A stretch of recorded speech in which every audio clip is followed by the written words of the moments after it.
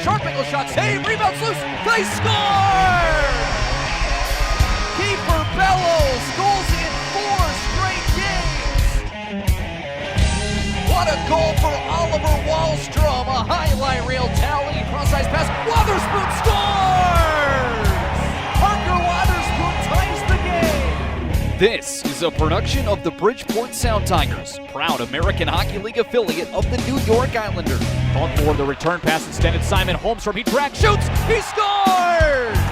First in North America for Simon Holmstrom. I'm head coach Brent Thompson, and this is Sound Tigers Hockey.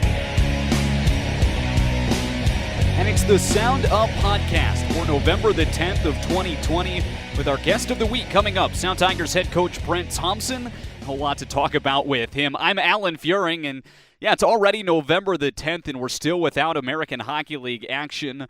Hopefully we're getting closer to that. I'm sure you saw the league put out a note a couple of weeks ago that February the 5th is now the new target date for the upcoming season. We know we won't play before February the 5th, but hoping somewhere around there we will play our first game of the new season. And not really a whole lot else, much else to speculate about. It really doesn't help to speculate very much because everything changes day by day and it's so up in the air, but what we do know is that we can be hopeful that around February the 5th, we get back underway. And in the meantime, we're going to try to keep you engaged and entertained as best we can right here through the Sound Up podcast series. We're going to drop a new podcast every week at 11 o'clock Eastern Time. Keep an eye on Sound Tigers' social media pages, also on podcast outlets Anchor, Google Play, and SoundCloud. And we got a great guest lineup ahead of us, including Seth Helgeson, who recently re-signed with the Sound Tigers, also Tanner Fritz, Jeff Kubiak, and perhaps even some notable alumni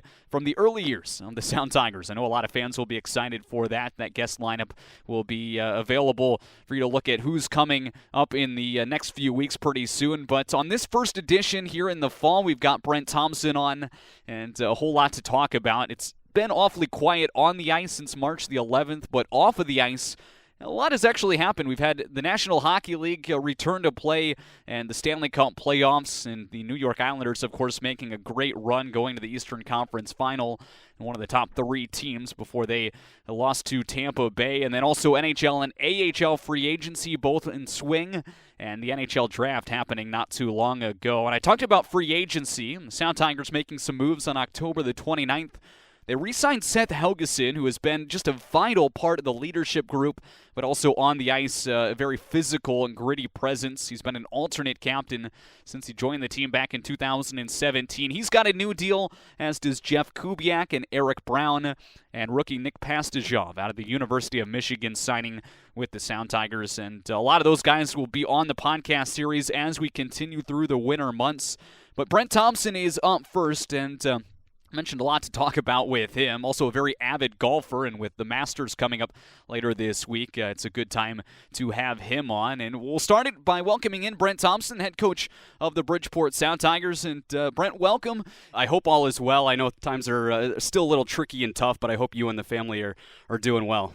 Yeah, we're doing fine. Obviously, your body, your calendar and your body is telling you should be playing and you should be out on the ice every day. But, this is a time where we get to spend a little more time with the family. And right now I'm enjoying some sunshine out west with my family. And, this is a good opportunity to be able to kind of reconnect with them. What words would you use specifically to describe this offseason, which now is about 8 months without any AHL hockey? Well, a lot of words, actually. I'm frustration because you really want to play. I think that's one of the biggest things. I think guys, not only myself, our staff, we talk about, we wish we were, able to go into the rink and be playing and coaching the players and having that competitive juices, if you will, going night in and night out with the games. So that's a little bit of the frustration. I think this time's affected everybody. So, it's affects us in this way as far as the hockey community. It affects us. We miss being there. We miss being on the ice and working and doing our job. Yeah, I mean, there hasn't been a lot on the ice, obviously, since March the 11th when the Sound Tigers beat Toronto, but Then you look at the hockey world off of the ice, and there's actually been quite a bit that's happened. I mean, the NHL returned, had a successful Stanley Cup playoff run when you look at the totality of that from the league standpoint. Of course, free agency, both in the NHL and AHL level, and the NHL draft. I mean, there's so many things that have been going on, and obviously the Islanders made a very nice, deep run in the Stanley Cup playoffs. And I'm sure for you, as a head coach at the AHL level, having so many guys come through the system, your Brock Nelsons, Ryan Pollock, Adam Pelech, so many guys that have contributed. I'm sure that put a smile on your face watching at home. Yeah, it was awesome. It's so fun to see where they're at now. Each one of those guys, I know our staffs worked very hard down here in Bridgeport to get them and to help them in their career, and to see the success, or at least the step in the right direction that they have up there with the Islanders. It was so fun. I mean, obviously, I watched almost every playoff game possible during the bubble, if you will, and it was just awesome to watch. It was an opportunity for our staff to talk hockey talk really after games, and it was a fun time to just enjoy the game not only as a fan but as a coach, and hopefully pick up some things through the course of the playoffs. So it was real fun. They did a really nice job with the bubble.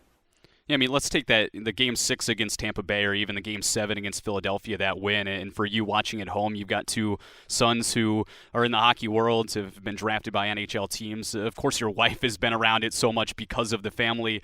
What's it like in the Thompson household watching one of those intense games, especially with you sitting there on the couch? I can only imagine some of those conversations. Yeah, it was fun. It was, for me, just sitting on the edge of the couch, watching each game, a lot of times trying to, I think maybe at times, maybe you try to over teach, like, hey, did you see the way he did this? Do you see how he drove the net or something? And then, I get the eye roll from the kids once in a while. They kind of, yeah, I know, Dad. So, those are the situations that are happening, but it was fun again, like just to be able to sit back and watch as a fan, as a coach. Our staff is, communicating through text during the game. Hey, did you see that play? Hey, let's make sure we talk about that tomorrow. So there was a couple different things going on through the course of that game, through the course of the games, which was different. Obviously, we weren't really able to be there or be around the guys. So this was the next best thing, to be able to be communicating on text as far as the coaches, and then in the Zoom meetings after. And we'll get to the Bridgeport staff in a minute. I mean, you're a teacher, obviously, with your own kids, with the players that you've coached coming through Bridgeport. And I'm curious, because of that, you get some guys who just signed new AHL deals a couple of weeks ago, actually back on October the 29th. And these are kids that you've taught for the last several years. Seth Helgeson, Jeff Kubiak, Eric Brown didn't see a game last year, but he re-signed. And then Nick Pastajov, a rookie from the University of Michigan. But I want to talk about Seth Helgeson specifically. He's actually going to be our guest next week on the Sound Up podcast. Such a good, hard-nosed veteran, such a smart guy. What does he bring to the table for you and your team? Oh, he's awesome. Leadership both on the ice, off the ice, his character. I actually, it took a while. It's funny because when he first came here, we both felt each other out and everything, but I really think he brings a huge leadership piece to our team. His physical presence on the ice kind of leads that way. If you ever get a chance to see our practices, how hard he practices, it's unbelievable.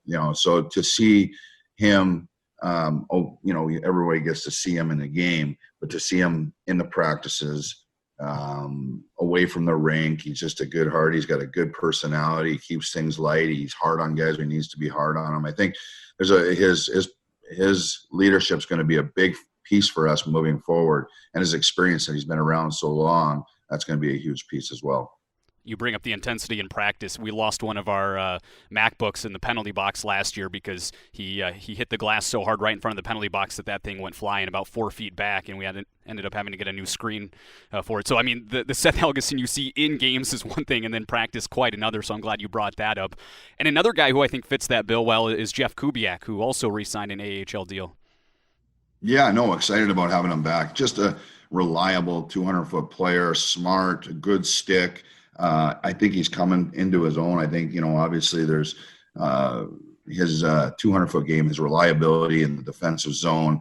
Face-offs is key. As everybody knows, winning a face-off is so important. So he's one of those guys that has grown up through our organization. He started in the East Coast League. He's earned his stripes. He, kind of spoon-fed his first couple of years, and now he's in a position where he's a bona fide American leaguer, and we want to see him take the next step so he can get that opportunity in the NHL. And so that's, obviously continue to work with him, but just excited because he's a first-class guy. Leadership, again, he's kind of he's just a quiet leader in the room, but very intelligent, like hockey IQ, obviously on the ice. And you just talk to him for a little bit, you'll see he's a smart guy off the ice, and the guys respect him. Coach, what do you miss about the season? You talked about all of the things right off the top that, you go through, especially early on in October, November, December, these months. But when you look at the overall picture, what are you missing right now? I miss the competitiveness. That's probably competitiveness and camaraderie, I think, are the two things that come to mind. Just the night in, the night out, the games, the intensity of the games, seeing the guys on the ice competing, and that adrenaline rush of that. And then the camaraderie, being able to be with the guys, with your staff on a day-to-day basis, and teaching them and working with them. Those are the things that you look forward to, and you want to see them get better from the beginning of the year to the end of the year, and you want to see them take that step to the NHL and help the Islanders. And so, we got to see that from a distance, it felt like. But, here, that's what I miss, is being on the ice with the kids the most, that camaraderie of getting to know them in a different level, and hopefully developing them. And then that competitive juices, I think I'm a pretty intense person, and that, having that void for as long as it's been is tough. We'll get to some of the other competitive things that you do, especially with your family as well, coming up here on the Sound Up podcast. And actually right there, I thought you were going to say the bus rides. I thought you really meant bus rides up and down the coast in the Northeast. Not at all, no? No. Well, with our new bus that we have, I don't mind the bus rides, actually, now that you say that way. And having you right near me is always a pleasure. So. Yeah, and I am right next to you, right across the aisle there. So I can vouch for your intensity and the competitiveness and all of that. Yeah, those bus rides are fun when you really look at it, especially with the new bus we got. Our guys got pampered a little bit, but it'll be good moving forward. We'll have our rest and hopefully put in some more wins on the road. We're going to take a break here in just a second, but another thing I thought you were going to say right there, maybe not the bus rides, but being with Eric Boganicki, one of the assistant coaches of the team, because I know you guys go way back and you get along very, very well, depending on the day, I should say. Yeah, it's a love-hate relationship, isn't it? No, I love Eric. I think he's fantastic. I met him back in, I believe it was the 99 season. So we're both in the Florida Panthers organization, met him at training camp. Fantastic guy. First time we met him, we, got to know him pretty well, pretty quick. And just, he was one of those guys that had the same routine as me, did a lot of the same stuff as me. And, I remember our pregame meals, it was a race to the Olive Garden. And that was our regular pregame meal. Him and I would bust over to the Olive Garden and have our chicken parm, pasta, and salad, soup, and the breadsticks, of course. And then head back. It was a race back home to our apartment complex and get our rest and away to the game. So, we've been around each other a long, long time. He's a first-class guy. He's got a great family. Just a lot of fun to be around. So I can't say enough good things about him. Smart hockey guy. You gotta give him that too. He's a smart hockey guy. Don't let him know I said that though. We'll make sure we won't pass this link along to him, or else he's going to learn that and a whole lot more. I mean, I feel like I know you pretty well already, but I'm learning some stuff here through this conversation. I know the fans will enjoy that as well. You guys both came to Bridgeport several years ago in the New York Islanders organization. Obviously, the rest is history between you two. We're going to talk more about that relationship coming up in our mailbag segment. First, though, the stat of the week. Let me give you a little education, mister. They've done studies, 60% of the time, it works every time.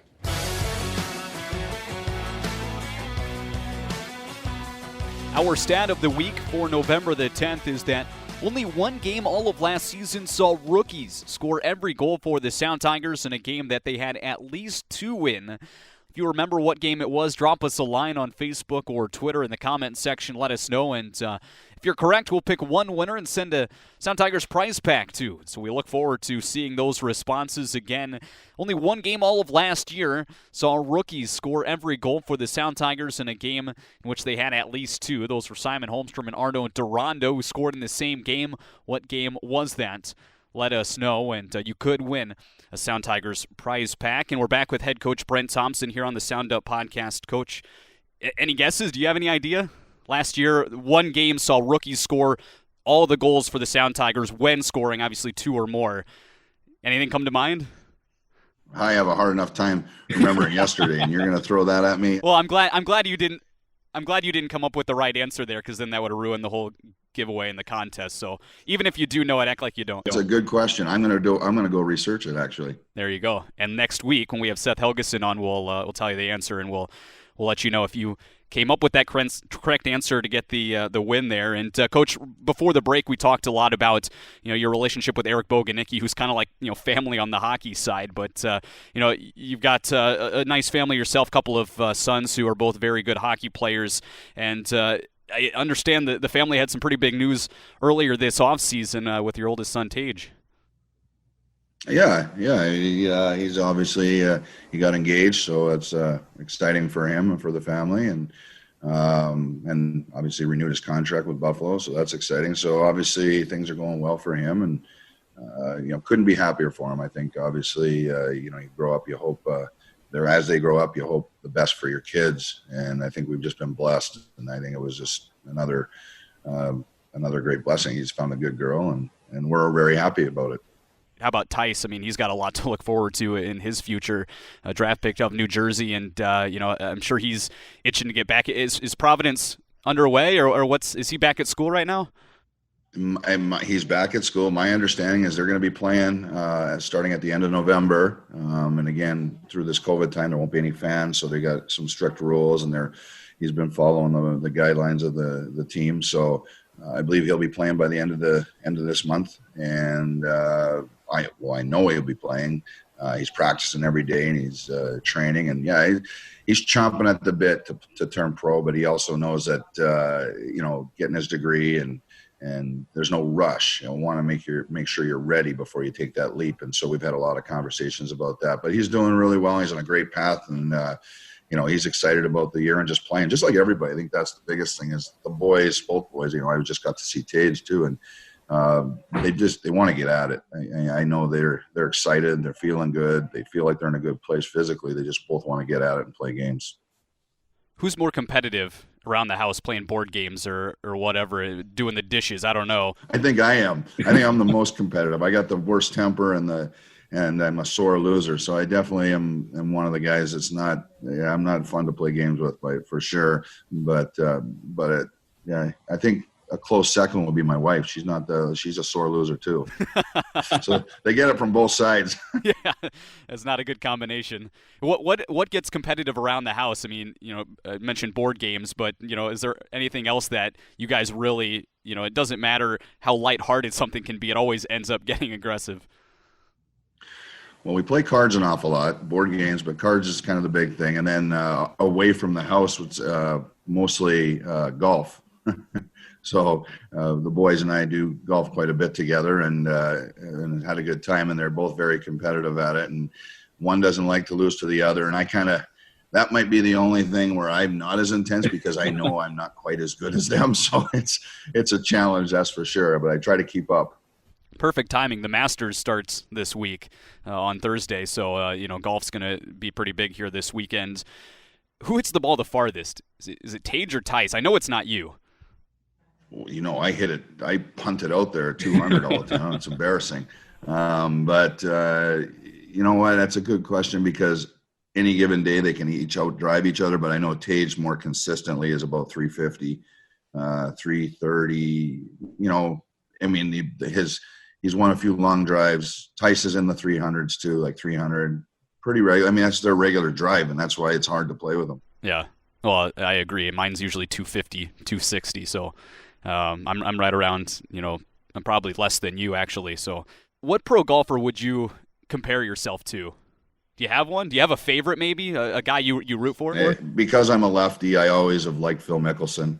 He's always been the guy that I always, I've always cheered for years and years and years. Mike Weir, like him. But outside that, Dustin Johnson now is obviously a guy that I'll be following. I love watching him play.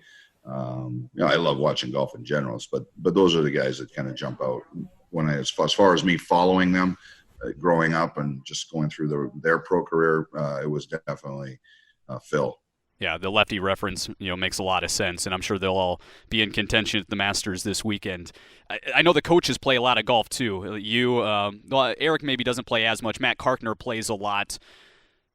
Out of the coaching staff, and maybe even the support staff as well. Who do you think hits it the straightest? Chris Terreri, by far, is the best golfer in our staff. There's no one that can even compete to him. He's low single-digit handicap. It's straight. It's down the middle. He's tight. He spins the ball. He does everything. Very skillful golfer. He's the one that we all want to be like. And of course, the goaltending coach with the Sound Tigers and a guy who's been around, the hockey world forever.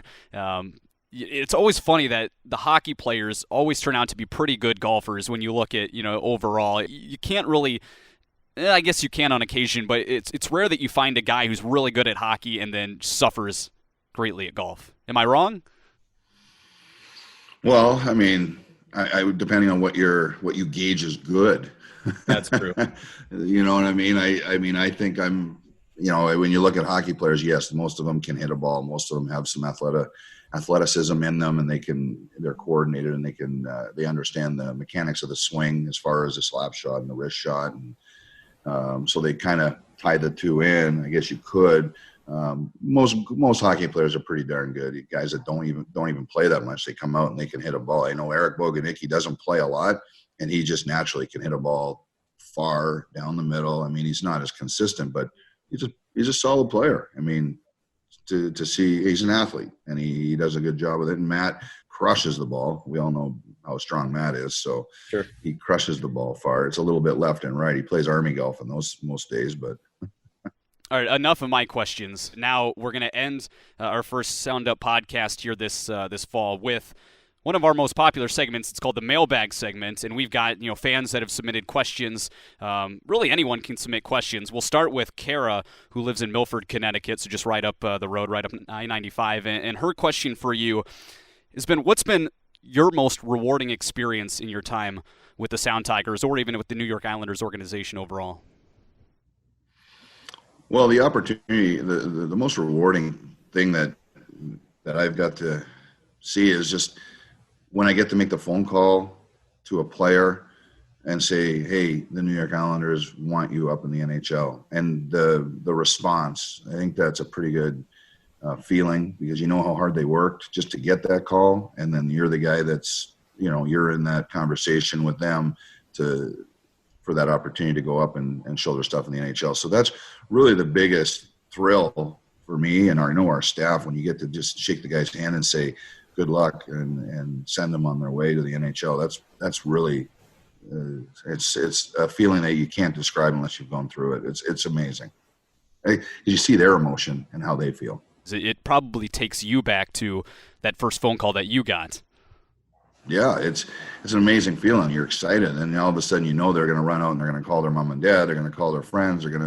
They're scrambling. Their mind's going 100 miles a minute, and you just remind them, hey, take a deep breath, enjoy this moment, get there, and go do your job on the ice. It's the same ice, same size. Just do what you've been doing to be successful, and away they go. Let's move along to Stan in Wallingford, Connecticut. He's got a pretty good question for you.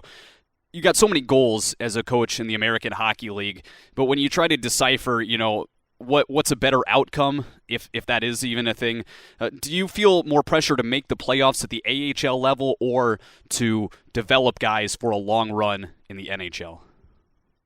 It's a great question. Development versus winning. I think they go hand in hand. I think for me, our priority is to develop these kids. But as a your self goals, like within our staff and within our team, when you're a Sound Tiger, we're here to win. I mean, we want to win every single night. We want to win every shift, because what we're doing is we're teaching the kids what it's going to take to win and how to overcome adversity and all those things. So for me, we have to get these kids developed, and we have to put them in situations to succeed.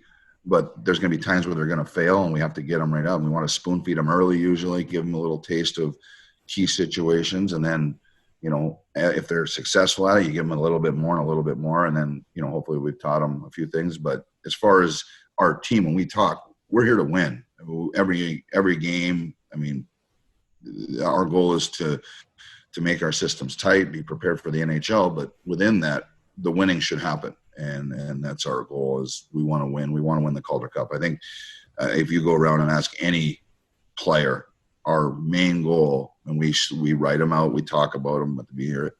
When you're with the Sound Tigers, we're going to win the Calder Cup.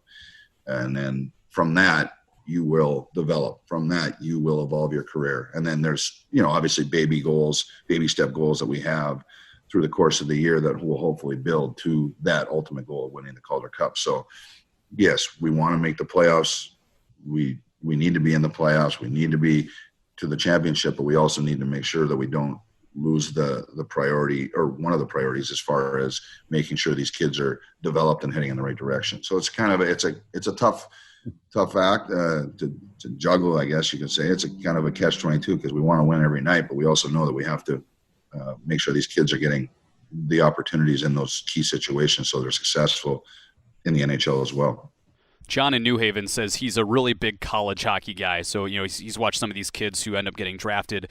And in particular, he sent us a note that he's watched a lot of Nick Pastajov at the University of Michigan. Excited to see that signing for the Sound Tigers. Can you talk about what you see out of him and what he may bring to the table?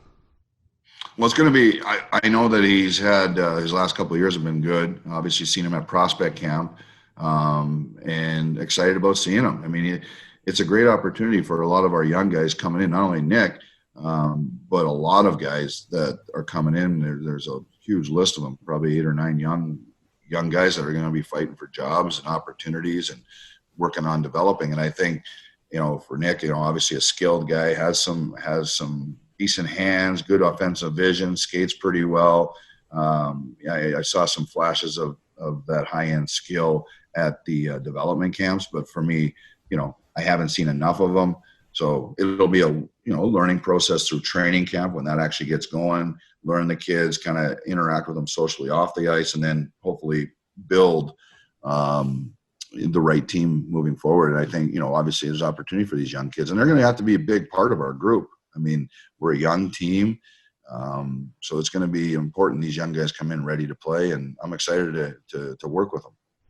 I think we've got time for one more. We can squeeze one more in here. And hey, guess who chimed in all the way from Minnesota? We got a question here from Seth Helgeson. So he's our guest next week, so we might as well sneak this one in here. He wants to know, hey, Tomer, I know you like chicken wings. What's your favorite type of chicken wings, and how many do you think you could eat in one sitting? Well, I'm a vegan now, so no, I'm just kidding. I tried that. It didn't work. I still gained weight. That's a good question. I'm not a spicy guy. I love chicken wings, but I'm not a spicy guy. I like the barbecue or the honey dry rub is one of my favorites. I love that. Little ranch dressing, not blue cheese, ranch dressing. But I don't like the spicy stuff because then I sweat. So yeah, you know what I'm saying? Yeah. I wonder what Seth looks like. He eats a lot of chicken wings too in the offseason. I hope he's ready to go this year. Hey, we're going to hit him with the mailbag segment too, so you let me know if you have something we need to ask him in return. But, I'm curious. I mean, that'd be fun to watch a wing-eating contest. It's a toss-up. Well, in the old days, I'm sure I could beat anyone. Right now, I'm trying to limit my portions. I gotta head in the right direction. I'm getting older now. I love when players chime in, so I'm glad Seth did. It makes it a lot of fun. Tomer, we're about out of time. Thank you very much for joining us. Is there anything else before I let you go that you want to say to the Sound Tigers fan base, to all the folks here in Bridgeport who are just craving that hockey, and we just can't seem to get it yet? Hopefully in February we can finally get started. It's coming soon. I mean, I know that it'll be an exciting time when we do get back. I know the guys are chomping at the bit bit, and I think the work ethic, you're going to see a group of guys that are going to come out, work, and compete as hard as they can night in and night out. So I'm just excited for it to start, just like the fans are, and I look forward to seeing them in the building when the league actually opens it up. Yep, we can't wait. We're looking forward to it. Thanks, Coach. Thanks a lot. Have a great rest of your day and your week. Thank you. Enjoy. Hey, next week on the podcast, we've got veteran defenseman and one of the most down-to-earth guys you'll ever meet, Seth Helgeson, who just signed a new deal on October the 29th. I'm excited to catch up with Seth and really talk to him just for the first time since March. A lot to catch up on, and I'm excited to hear what he has to say. If you've got questions for Seth Helgeson, drop us a note on Facebook or Twitter or any of the Sound Tigers social media pages. My thanks to Brent Thompson for today's conversation. Next week, we'll drop the new edition of the Sound Up podcast on Tuesday at 11 o'clock Eastern Time. Until then, I'm Alan Fearing. Have a great rest of your week.